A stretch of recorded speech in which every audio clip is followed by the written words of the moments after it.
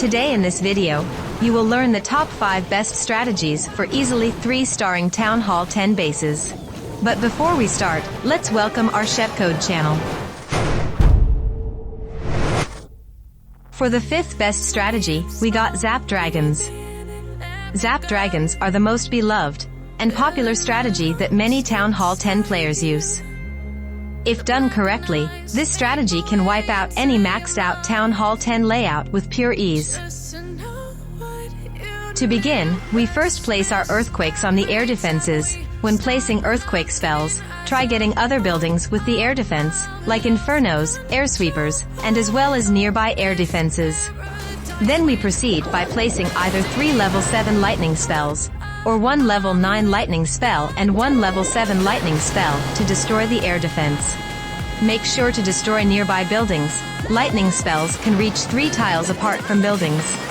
After we destroy the air defenses, we will use 5 wall breakers, as well as a baby dragon to cut off the trash buildings and to funnel in our heroes to destroy the inferno and X-bow. Always place your king before the queen, as the king has more HP than the queen.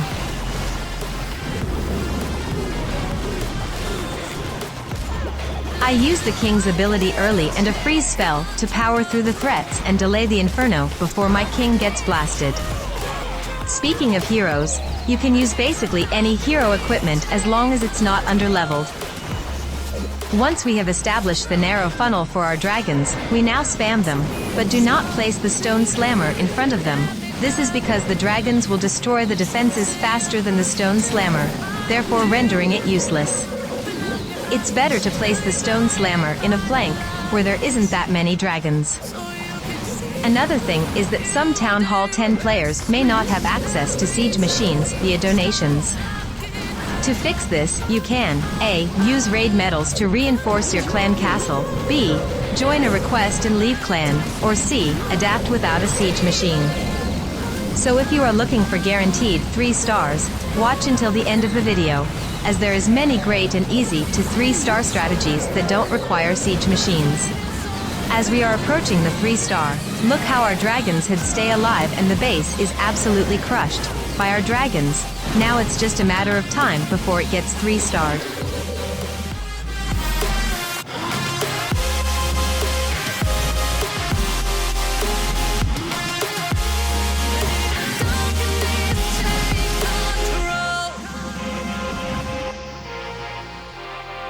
For the 4th best strategy, we got the Falcon attack.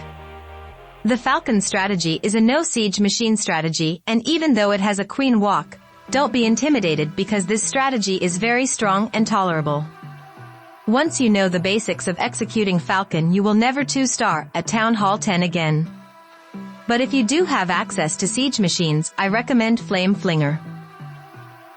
We will start the attack with a queen walk.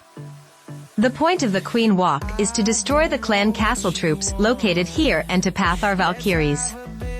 We will deploy our king here and clear these trash buildings, and then a baby dragon to remove trash buildings over here, so the queen can go directly into the clan castle. We will also have backup wizards to support the funneling process, and bowlers to reinforce the Valkyries. When placing your healers, make sure they're not too close to the king, or they will go to the king instead and ruin the attack. I recommend to wait it out until he is far away. The king should be able to clear these trash buildings, so our Valkyries don't become stupid and go outside. Always make sure to remove those trash buildings with the king, and if he can't do the job, then you may use a Valkyrie to create the funnel. But if the king has cleared the path, then this part is unnecessary. We have now pulled the clan castle. Luckily it was a lava hound that can be easily destroyed, but sometimes people like to put super minions and headhunters, which is a deadly combo if not taken care of. So my recommendation is to always use a rage spell on her, and a poison on the super minions, and if she is still taking a lot of damage, then you will freeze the super minions. We will wait for the queen until she has made a narrow funnel. This is because Valkyries are very powerful in groups, and with rages and heals they will slice the walls like cake. King has removed the trash buildings, the queen has cut a corner of the base, and now the Valkyries and bowlers are ready to be spammed. I used a rage spell on the queen because she was taking damage. You want to make sure the queen does not die, or the 3-star might be harder to obtain. But don't expend too many rage spells for the queen, or else the Valkyries won't get the rages and you will fail. Usually 1 rage spell for the queen is enough. When placing your rage and heal spells, make sure to place your spells a little more ahead of the kill squad. This is so they can utilize more of the spell. But whatever you do, do not overlap the rage spells, because well, this is pretty obvious. But my recommendation is to go with a heal, rage pattern. You might have noticed that I have deployed Hog Riders from 9 o'clock, when most of the base is destroyed and only the back end of the base is left. This is when those Hog Riders come into play. And it really doesn't matter where you place the Hog Riders, as the base is severely crushed from our powerful kill squad.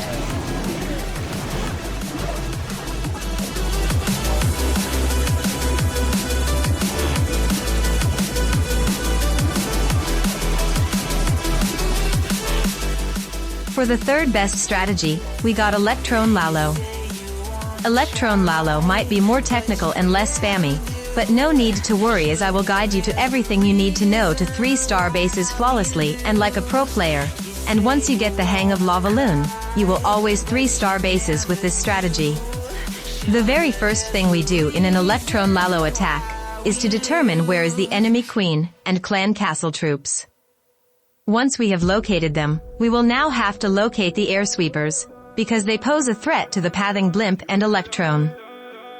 Then we will place our lava hound here to anchor this air defense, and then our blimp at 2 o'clock. We place it at 2 o'clock because it avoids the air sweepers, and as the blimp goes towards the town hall, we will pop the blimp here to eliminate the enemy queen, this air defense, the single target inferno, and this air sweeper. That might have sounded complex, but in play it is really simple to execute. When you pop the blimp, place the 2 clones quickly and then pop the blimp immediately after. You might have to practice placing clone spells fast whilst not cloning lava pups, ruining the attack. So my recommendation is to try practicing the Electrone blimp until you can perfect it, and then apply it for war. As you can see, that Electro Dragon has taken down the clan castle troops, which is fortunate, because sometimes the clan castle troops still stays up even after the Electron, but don't worry, because still, your hero dive can still eliminate the clan castle troops. For the hero dive, we place our king first and then our queen. The point of the hero dive is to eliminate at least 1 more air defense, in our case it's this quadrant. And then we wall break here, so they can gain access to this quadrant and take down the air defense. As the timer is ticking below 2 minutes, we should now start our LavaLoon, or we could time fail. You should always start the LavaLoon at max 1 minute and 30 seconds remaining. This is another common mistake I see amongst players trying out more technical strategies. They always start the main phase too late, and that's the reason why they time fail. Try to start the Lalo away from the air sweeper, so the balloons can get more value and destroy the threats faster. Another tip is that use 3 to 4 loons on each defense, instead of spamming them in a line. This is so they can group on the defenses at the same time rather than a clump of concentrated loons getting no value. Use haste spells to accelerate the balloons near wizard towers, air defenses, infernos, and air sweepers. And also place 10 minions in undefended areas so the cleanup process is accelerated. To perfect the LavaLoon, you must practice the more advanced techniques that I didn't show you in this guide, but I will have an in-depth LavaLoon guide as an info card if you are interested in mastering LavaLoon and becoming a LavaLoon god. For the second best strategy, we got Pekka BoBat. Pekka BoBat can easily melt through base layouts and is very tolerable to newbie mistakes, so in case you mess up some of your bat spells, there is still a probable chance you will still win the 3-star. And it's a spam attack, meaning minimal skill is required to executing this easy to 3-star strategy. To begin, we first must choose a side to attack. To determine this, the siege machine should always attack the opposite side of the town hall, unless it's centered. This is so the wall wrecker can break more walls going to the town hall. One mistake noobs make is that they are unaware that the wall wrecker, battle blimp, and log launcher go towards the town hall, and when they face these tricky bases, they attack from the wrong side and their siege machine becomes stupid and useless. Preferably, always attack from a multi-target inferno so that it can be taken down relatively quickly and won't impact the kill squad that much. But if the multi-target is located in a quirky location like this one, then don't prioritize attacking from it as it can ruin the value of the wall wrecker. Instead, attack from the opposite side from the town hall. Before we spam our bowlers, we must create a funnel by using one Pekka and a supporting wizard.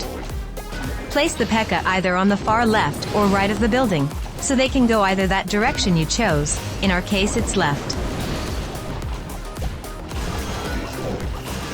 Once both sides are devoid of garbage buildings and the funnel is narrow enough, we will deploy our wall wrecker here and then add our bowlers, and healers, and then our heroes all around here.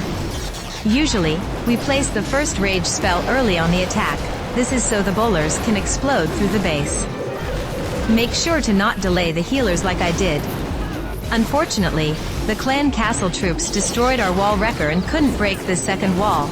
In this case it wasn't a big deal, but on ring bases this could be significant, so if clan castle troops are going directly towards the wall wrecker on a ring base, immediately use a freeze spell on the clan castle troops.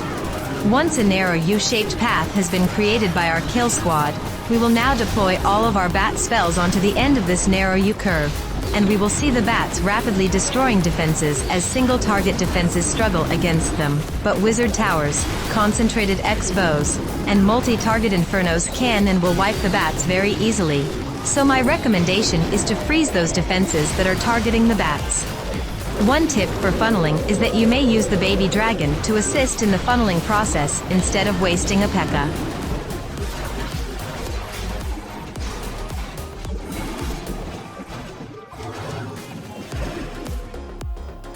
For the best strategy overall, we got ZapQuake witches.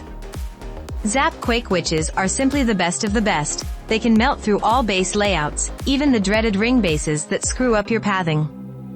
As long as you can execute it correctly, which is very easy, you will 3-star every war and no more being a noob. This is a spam attack, so meaning it requires no skill. First things first, we must destroy 2 infernos with lightnings and earthquakes. We will use 4 lightnings and an earthquake to remove an inferno tower. Note that you must have level 7 lightnings and level 4 earthquake to destroy the infernos. When using the lightning spells, make sure to also get other buildings as well. 3 tiles is the maximum distance lightning spells can reach. Once we have taken care of the inferno towers, we will attack from 10 o'clock. When the town hall is centered, it doesn't matter where you attack from, but when it isn't centered like this base, you will attack from the opposite side from the town hall. This is so the log launcher can utilize a lot of value going towards the town hall rather from here. One common mistake amongst Town Hall 10 players is that they aren't aware that the log launcher, wall wrecker, and battle blimp go towards the town hall, and when they attack from the wrong side, their siege machine becomes stupid and goes towards the outskirts instead of the center, causing a 1-star failure. Once we have determined which side to attack, we will first place 2 outskirt golems, then our king in the middle as a 3rd golem to tank for the witches and log launcher. Then we will spam and spread our witches across this line, and then we will deploy 2 wall breakers on each outskirt side. Then we deploy our log launcher, or wall wrecker, onto the core witch group. Once all of the trash buildings have been cleared, and the funnel has been created for her, we will now deploy the queen. We want the queen to go inside the core to help with the enemy clan castle and to support the kill squad. Whatever you do, make sure the log launcher does not go down. If for some reason an X-bow, single inferno, or enemy heroes target it, use the freeze spell to stop the threat. Out of all of the strategies I showed you throughout the video, this one is simply the best and easiest to use to 3-starring Town Hall 10s. But make sure to practice other strategies, because as you progress further into the higher town halls, like Town Hall 14 and above, witches become less powerful and you will have to change up the strategy. But don't worry, this channel will cover all of that, and I will upload more Town Hall 12, 13 and 14 content for you guys, as long as you subscribe to my channel.